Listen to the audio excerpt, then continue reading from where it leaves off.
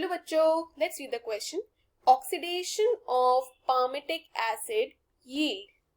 Option है 129 ATP, 132 ATP, 38 ATP and 76 ATP. So let's start with the key concept of the question. सो हमारा जो question है उसका की कॉन्सेप्ट है palmitic एसिड. ओके, अब यहाँ पे हमने क्वेश्चन में भी बात की है palmitic एसिड की. इसका अगर हम लोग केमिकल फॉर्मूला लिखे सो ये होता है C16H32O2. ओके, अब ये जो होता है ना, इट अंडरगोज बीटा ऑक्सीडेशन. इसका बीटा ऑक्सीडेशन होता है इन दी माइटोकॉन्ड्रिया. ओके, अब बीटा ऑक्सीडेशन होने की वजह से इससे सिग्निफिकेंट अमाउंट हमें मिलता है एनर्जी का. किसका? एनर्जी का. और एनर्जी के लिए हम कौन से मॉलिक्यूल्स देखते हैं? प्राइमरी एनर्जी करेंसी वो कौन है?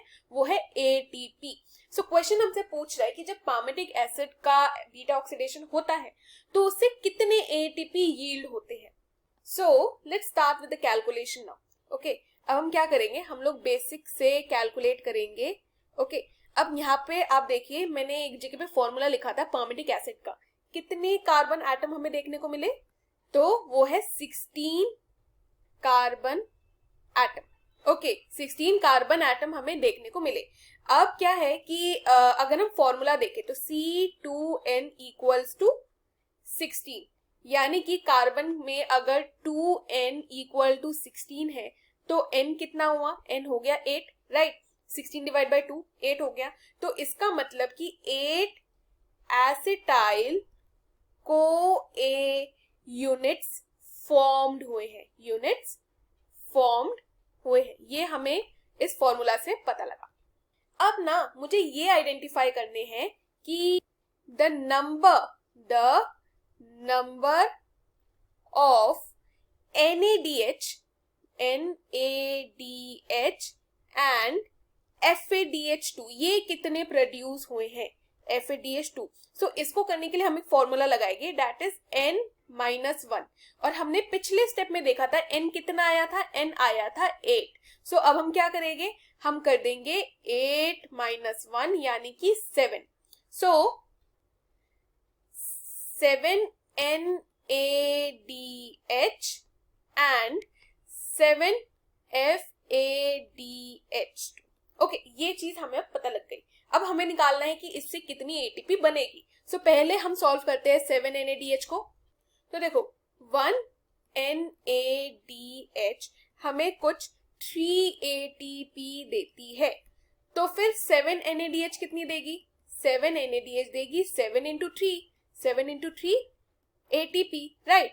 तो 7 into 3 ATP कितना हुआ? 21 ATP हमें देखने को मिला फ्रॉम 7 NADH. ओके, अब हम FADH2 का देखते हैं. सो 1 FADH2 हमें 2 ATP देती है.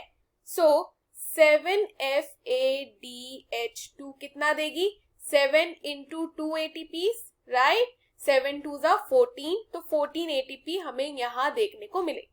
अब हम एक बार पिछले वाले स्टेप पे चलते हैं. यहाँ पर हमने एक इंफॉर्मेशन मेंशन किया था दैट 8 एसिटाइल्स को ए यूनिट्स फॉर्म्ड हुए हैं.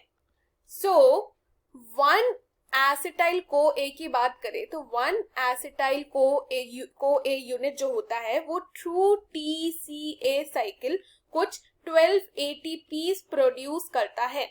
ओके, 12 ATPs प्रोड्यूस करता है. तो फिर अगर हम 8 एसिटाइल को ए की बात करें तो वो कितना करेंगे? वो करेंगे 12 into 8, दैट इज 96 ATP कुछ. तो अब हमारे पास टोटल 3 टर्म्स है. कौन कौन सी? एक तो ये वाली हो गई, एक हो गई 14 ATP और एक हो गई हमारी 96 ATP. सो अब हम इनको करते हैं प्लस. टोटल ATP हम लोग निकालने जा रहे हैं. सो हमें मिला था 21 ATP प्लस 14 ATP और इस पे हमने लास्ट में हमने क्या निकाला था? That was 96 ATP, right? So ये भी मेंशन कर देते हैं 96 ATP. टोटल प्लस करने पे हमें कुछ मिल रहा है 131 ATP. ये हमारा टोटल ATP जो कि हमें मिला है. बट देखो इधर पर 2 ATP शुरुआत में यूज भी हुआ होता है. 2 ATP इज यूज. कब यूज होता है? To activate the fatty acid. पहले स्टेप में फैटी एसिड को एक्टिवेट करने के लिए 2 ATP यूज हुआ होता है. तो अगर मुझे टोटल निकालना हुआ, टोटल यील्ड निकालना हुआ, तो मैं क्या करूंगी? 131 माइनस 2 दैट इज 129 ATP.